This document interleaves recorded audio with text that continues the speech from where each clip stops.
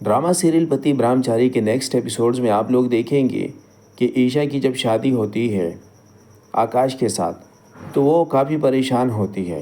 क्योंकि उसको वो खुशी नहीं देता जिसके वादे उसके साथ हुए होते हैं। वो मंडप से ही मसले मसाइलों का सामना करती है क्योंकि उसके जो ताऊजी होते हैं वो काफ़ी गुस्से में होते हैं। उसका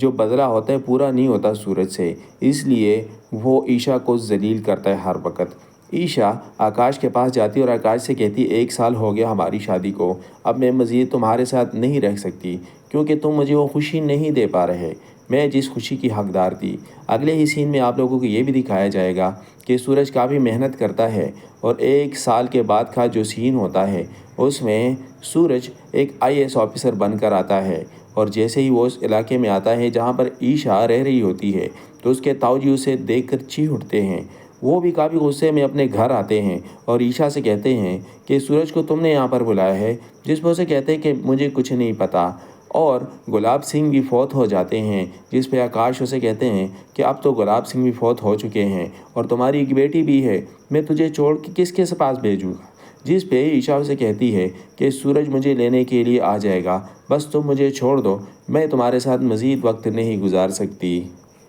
ड्रामा सीरियल पति ब्रह्मचारी के नेक्स्ट एपिसोड्स में आप लोगों को दिखाया जाएगा कि आकाश और ईशा की शादी हो जाती है, लेकिन 1 साल के बाद का सीन दिखाया जाता है जिसमें ईशा काफ़ी परेशान होती है और उस घर में उसका दम घुटता है क्योंकि आकाश और उसके घर वाले उस पर काफ़ी जुल्म करते हैं, जिसकी वजह से ईशा दिल बर्दाश्त होती है और वो आकाश से कहती है कि मुझे तलाक दे दो, 1 साल हो गया जिस मायदे के तहत हमारी शादी हुई थी तुम मुझे वो सुकून नहीं दे पा रहे, तुम एक IAS ऑफिसर भी नहीं हो, तुमने मुझसे झूठ बोला था। और दूसरी तरफ तुम्हारे ताऊ जी जिसकी दुश्मनी सूरज के साथ थी, लेकिन वो गुस्सा मुझ पे निकालते हैं, जिस पे आकाश उसे कहता है कि भूल जाओ ये सारी बातें, अब तुमने यही मेरे साथ ही ज़िंदगी गुजारनी है जैसे भी है, क्योंकि अब गुलाब सिंह भी इस दुनिया में नहीं रहे, वो फौत हो चुके हैं, तुम्हें तलाक देकर तुम्हें मैं कहाँ छोड़ूंगा। जिस पे ईशा उसे कहती है कि मैं कहीं भी रह लूँगी, लेकिन तुम्हारे साथ इस घर में अब मेरा मज़ीद गुजारा नहीं होता और मेरा दम घुटता है।